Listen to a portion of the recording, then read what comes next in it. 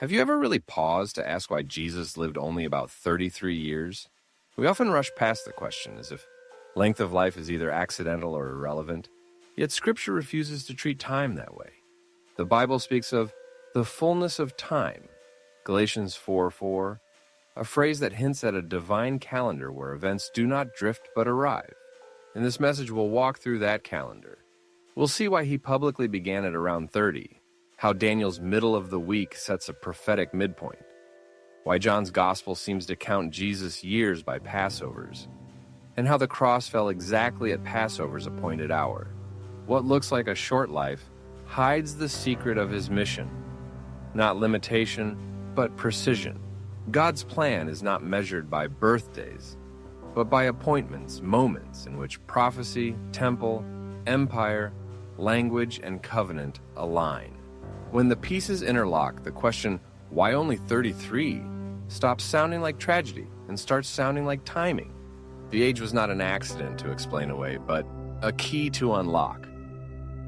But when the fullness of the time was come, God sent forth his Son, made of a woman, made under the law, Gal 4:4. Paul's words carry the weight of history. The Mediterranean world was threaded together by roads and a common tongue. Rome enforced a rough peace, and in Jerusalem the temple still pulsed with daily sacrifice. Smoke rising, priests serving, scriptures read in expectation. It was the perfect stage for revelation. In such a context, the age of Jesus and the hour of his death are not mere biographical data. They are sovereign decisions. God did not drop his Son into a random century or an undefined cultural fog. He sent him into a moment when prophecy could be recognized, when symbols were still alive, when Passover lambs were still being chosen and slaughtered. Time itself becomes a theological witness. The more carefully you look, the less room remains for coincidence. The environment, the empire, the worship calendar, the prophetic scriptures, each works like a gear in a clock. When the hands meet, redemption strikes. Romans 5:6 says, "For when we were yet without strength, in due time Christ died for the ungodly." That small phrase, "in due time," is massive. It means the cross was not early or late. It was right on schedule. So the number 33 does not whisper weakness. It announces purpose. Jesus' years function like signposts on a route, not like limits on a battery.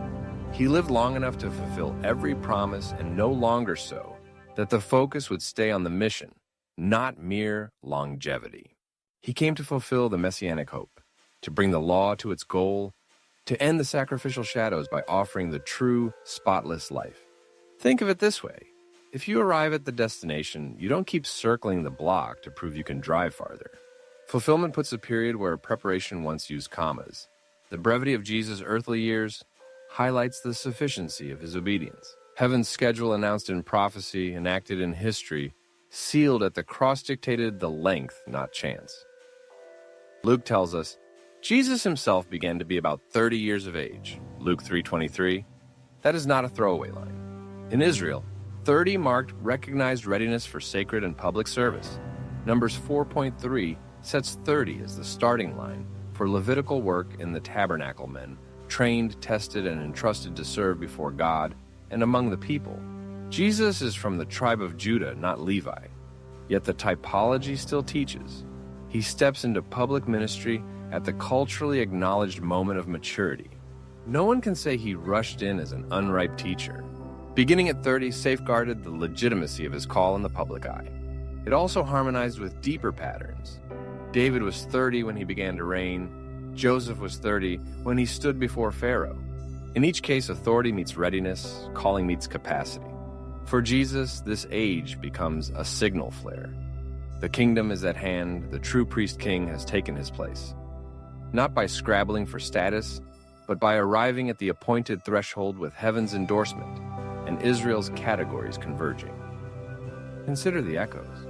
David was 30 years old when he began to reign, 2 Samuel 5:4. As son of David, Christ mirrors the royal pattern, inaugurated kingship at 30. But his throne would be a cross and his coronation a crown of thorns. Joseph was 30 years old when he stood before Pharaoh, Gen 41:46. The righteous sufferer raised to feed the nations. Jesus fulfills both images, the true king who serves, the true servant who reigns. And though he is not of Levi, he exercises priestly work after a higher order offering, not the blood of animals, but his own life once for all. These convergences draw a map from promise to person. Age 30 says to Israel, "This is legitimate authority." The next few years say to the world, "This is saving authority." Every teaching, healing, parable, and sign moves along a line set not by chance, but by design. A line aimed straight at Passover. The story's symmetry is not literary polish. It is theological precision royal, priestly, and prophetic streams meeting in one river. Daniel 9 speaks of weeks of years and of Messiah being cut off in the midst of the week. Dan 9:26-27. In prophetic arithmetic, a week equals 7 years. The midpoint is 3.5. Now read John's gospel with that in mind. You'll encounter multiple Passovers. John 2, early in the ministry. John 6, another marker. John 11:12, the final ascent to Jerusalem. Scholars discuss whether John 5:1 marks yet another Passover or a different feast. Either way, the calendar in John stretches Jesus' public work across roughly 3 to 4 Passovers, about 3.5 years. It is as if the gospel itself lets the feast keep time. Festivals become mileposts, guiding you from signs to sayings, to the upper room, to Gethsemane, to Golgotha. The net effect is striking. Daniel's prophetic midpoint and John's festival rhythm converge. Messiah is cut off, not at senescence, but at schedule right in the heart of the appointed week, where promise and fulfillment meet with stunning exactness. Passover's clock, Exodus 12, and the hour of the Lamb. Exodus 12 does not treat Passover vaguely. It specifies the lamb's condition, the day, and the timing of the slaughter. Centuries later, John notes, "It was the preparation of the Passover, and about the 6th hour," John 19:14. In other words, the crucifixion aligns with the city's Passover preparations. Paul does not call this a poetic parallel, but a reality. Christ our Passover is sacrificed for us. 1 Cor 5:7. If prophecy marks the season, Passover marks the day. The calendar becomes catechism. Egypt's doors were painted with blood. Jerusalem's cross is stained with the lambs. Deliverance is again secured at God's appointed moment, not before, not after. Even the liturgical rhythm of the city becomes a frame for the greater exodus. The short life of Jesus is thus measured not in anniversaries but in appointments. The hour has come, the cup is given, the lamb is offered. The veils of symbol and shadow fall away because the true Passover has stepped into his hour time by heaven, witnessed on earth. Sovereign surrender, perfect priesthood, and the meaning of 33. Listen to Jesus. "No man taketh my life from me. I lay it down of myself. I have power to lay it down and to take it again." John 10:18.